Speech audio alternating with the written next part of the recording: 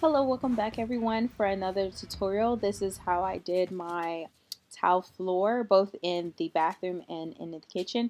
I used the pre-made adhesive as you see right here. I found that it was much easier if you just laid out these big huge chunks, and if you're stressed out, this is really great to do because it's like playing with pancake batter. So you simply take your trowel and then you just evenly kind of space it all out, go in each direction.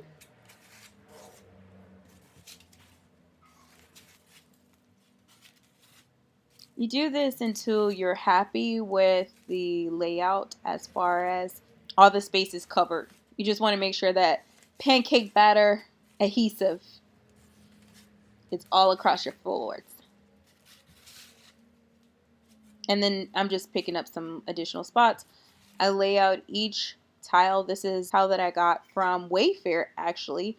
That was $4 per square feet. I believe that's what it was, but I have to look it up.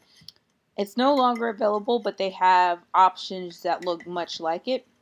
And then I use these spacers that were like four-sided spacers I'm showing you right now. And then you just simply put them in the middle. I like to do large sections. The great thing with this pre-made adhesive is that it doesn't dry out. And then here goes the finished product in the bathroom.